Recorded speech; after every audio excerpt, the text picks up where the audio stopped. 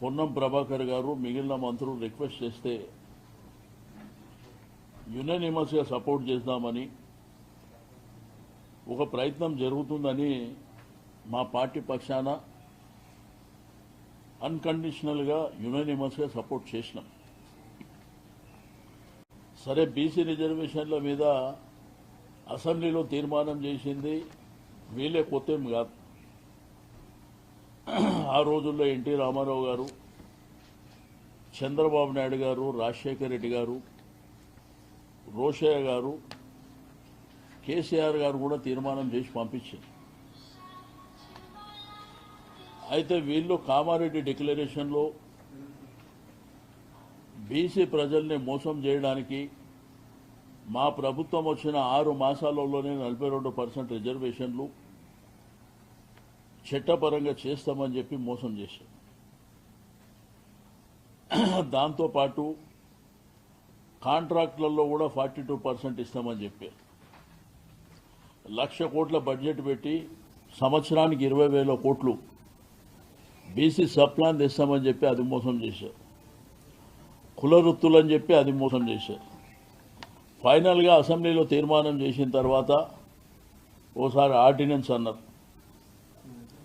అది గవర్నర్ గారికి పంపించిన తర్వాత అక్కడి నుంచి ప్రెసిడెంట్ ఆఫ్ ఇండియా పోయిన తర్వాత జంతర్ మంతర్లో పోయి ఒక డ్రామా నడిపించారు. రెండోసారి జీవో అన్నారు. ఆల్రెడీ గవర్నర్ గారి దగ్గర బిల్లు ఉన్న తర్వాత మళ్ళీ జీవో అని మళ్ళీ ఒక మోసానికి తెరలేపారు. ఆ తర్వాత మళ్ళీ జంతర్ మంతర్ పోయారు. జంతర్ మంతర్కు ట్రైన్లు తీసుకుపోయారు. అంటే బీసీలు అంటే అంత అమాయకులని వాళ్ళని మభ్యపెట్టి మోసం చేయొచ్చు అని మొదలే కుట్ర తీసి అప్పుడు పార్లమెంట్ నడుస్తుంది. అక్కడ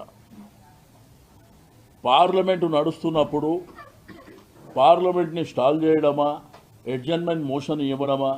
ఎందుకంటే ఇండియా కూటమికి దగ్గర 200 మంది పార్లమెంట్ సభ్యులు ఉన్నారు. అది చేయలే.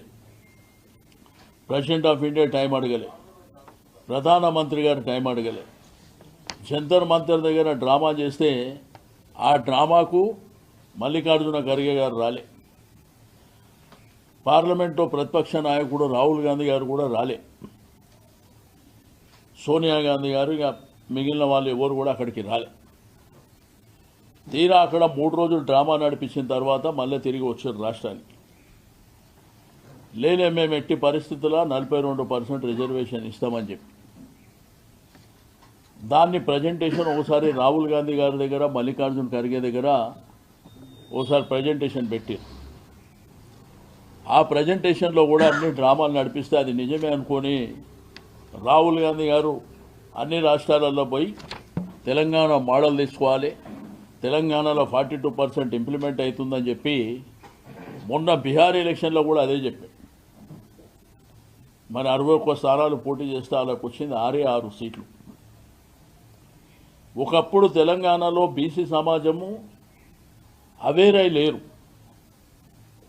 కానీ ఇప్పుడున్నటువంటి బీసీ సమాజం పిల్లలు బాగా బ్రహ్మాండంగా చదువుకుంటారు. కేసీఆర్ గారు పుణ్యమాంటూ గురుకుల పాఠశాలలు కానీ, బీసీ రెసిడెన్షియల్ పాఠశాలలు కానీ, బీసీ ఇంజనీరింగ్ కాలేజీలలో కానీ బ్రహ్మాండంగా చదివి మాకు రావాలి, ఈ జనాభాలో సగభాగం ఉన్నటువంటి మా హక్కులు రావాలని చెప్పి నిలదీసే పరిస్థితికి ఇప్పుడు సమాజం ఉంది. రెండోది, బీసీ సంఘాలు పోరాటం చేస్తున్నాయి. వాళ్ళను కూడా మోసం చేశారు. ఫస్ట్ వీళ్ళేదో అసెంబ్లీలో బిల్లు పెట్టంగానే పాలాభిషేకమని, పూలాభిషేకమని వాళ్ళు కూడా చేశారు. మేము ఆ రోజు చెప్పినాం, ఇది వాస్తవాలు కాదు, ఇది మోసం, ఇది దగ అని ఆ రోజు చెప్పినాం.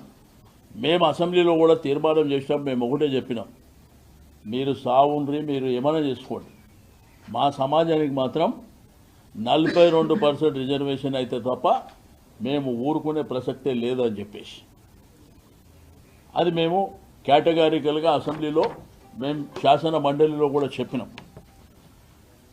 ఈ మోసాల వెనుక పెద్ద కుట్ర ఉన్నది. ఒకటి, ఫస్ట్ ఏమనుకుర్రు, వీళ్ళు జీవో ఇచ్చిన తర్వాత మేమేదో కోర్టుకు పోతాం అనుకోరు. మేము కోర్టుకు పోతలేమని తెలియంగానే వాళ్ళ దాంట్లోకనే అదే వర్గానికి సంబంధించినటువంటి కొంతమందిని కోర్టుకు పంపించారు. పంపిస్తే కోర్టు జడ్జిమెంట్ వచ్చింది 50% దాటకూడదని చెప్పి. మరి కోర్టు జడ్జిమెంట్ వచ్చింది కూడా మనందరికీ తెలిసిందే.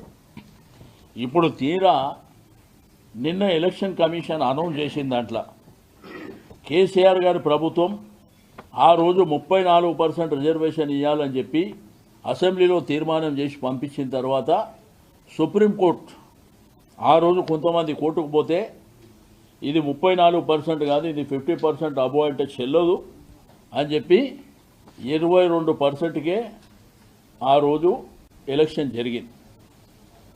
కానీ అన్నిటికంటే ప్రధాన మోసం ఏంటంటే 17.87% నిన్న ఇచ్చింది.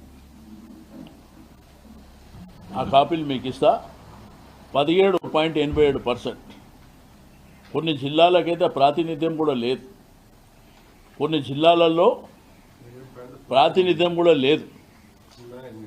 ఆడ ఇచ్చింది ఏంటంటే వాళ్ళు మరీ దారుణంగా ఆదిలాబాద్లో 460 ఉంటే గ్రామ పంచాయతీలు 61 ఇచ్చారు.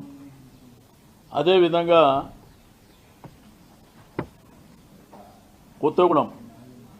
కొత్తగూడెంలో 809 ఉంటే 869 ఉంటే 139. హనుమకొండలో 272 ఉంటే 72. గద్వాల్లో 400 ఉంటే 72. జగిత్యాల్లో 545కు 125. జనగాంలో 263కు 69.